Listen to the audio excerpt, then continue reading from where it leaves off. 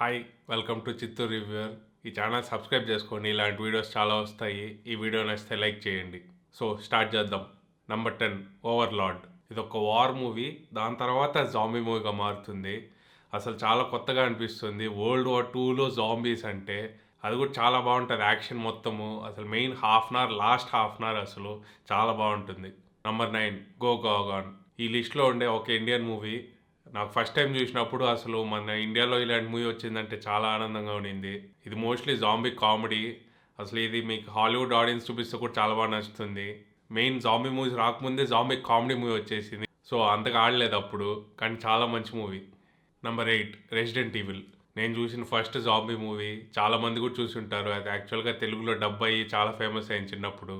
First part మొత్తము mostly under గ్రౌండ్లో జరుగుతుంది. చాలా థ్రిల్లింగ్గా ఉంటుంది. మెయిన్గా కొన్ని మంది కట్ అవుతారు బాడీ పార్ట్స్ చిన్న చిన్నగా. ఆ సీన్ అయితే ఎప్పటికి గుర్తుండిపోతుంది. Number 7 28 days later. ఇది చాలా రియలిస్టిక్ మూవీ. ఒక రియలిస్టిక్ జాంబీస్ అపోక్లిప్స్ జరిగితే ఎలాగుంటుందో అది ఈ మూవీ.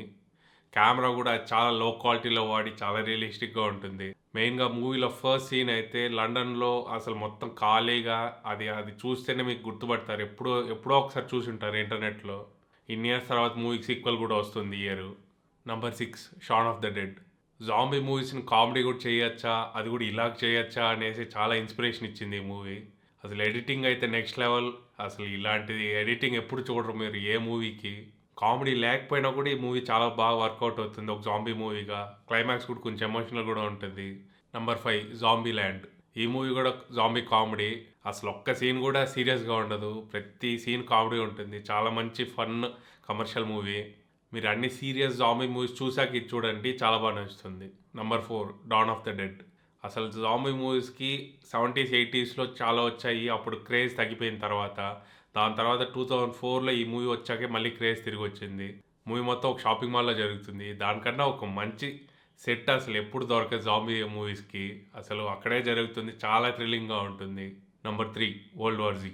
జాంబీ మూవీస్ ఈ స్కేల్‌లో ఇంత బడ్జెట్ పెట్టి, బ్రాడ్ పిట్ మెయిన్ హీరోగా పెట్టి, వరల్డ్ వైడ్ జరగడం అనేది ఎప్పుడు చూడలేదు. అసలు పెద్ద సూపర్ హీరో మూవీ అంత ఖర్చు పెట్టారు. చాలా బాగుండింది. చాలా అసలు యాక్షను, అసలు ఆ జాంబీస్ పడడము అసలు నెక్స్ట్ లెవెల్ ఉంటుంది. మెయిన్‌గా మూవీకి హైలైట్ వచ్చి క్లైమాక్సు. మంచి ఎలివేషన్ సీన్, అసలు హీరోయిజం ఉంటుంది క్లైమాక్స్‌లో అయితే. Number 2 train to Busan. ఒక జాంబీ మూవీకి ఎమోషనల్ అయ్యి ఏడిస్తాననేసి నేను ఎప్పుడు ఎక్స్‌పెక్ట్ చేయలేదు. ఈ మూవీకి ఏడ్చాను. మూవీ మొత్తం ఒక ట్రైన్‌లో జరుగుతుంది.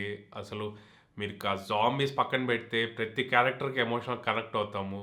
అసలు ఒక క్యారెక్టర్ కోప్పడాలంటే మనకు భయంకరంగా కోపం వస్తుంది. ఒక పాపకి ఏడియాలంటే మనము ఏడుస్తాము. అసలు క్యారెక్టర్స్ చాలా బాగా రాశారు అసలు. అసలు ఈ మూవీ ఏ జాంబీ మూవీతో కంపేర్ చేయలేము. ఇది ఒక సెపరేట్ లీగ్‌లో ఉంది.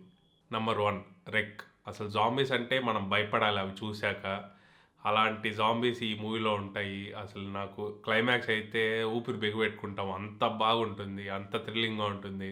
ఈ మూవీ భయపెట్టినంత ఏ మూవీ భయపెట్టలేదు జాంబీస్ మాత్రము. మొత్తం ఫౌండ్ ఫుటేజ్ ఒక పీఓవీలో ఉంటుంది. సో ఇంకా మనకి ఇంకా ఎంగేజింగ్‌గా ఉంటుంది మూవీ. అసలు చాలా ఇయర్స్ నుంచి నాకు ఇదే ఫేవరెట్ మూవీ అసలు. అది దీన్ని కొట్టేది ఏది రాలేదు. సో ఈ వీడియో నచ్చింటే లైక్ చేయండి, షేర్ చేయండి. నెక్స్ట్ వీడియోలో కలుసుకుందాం.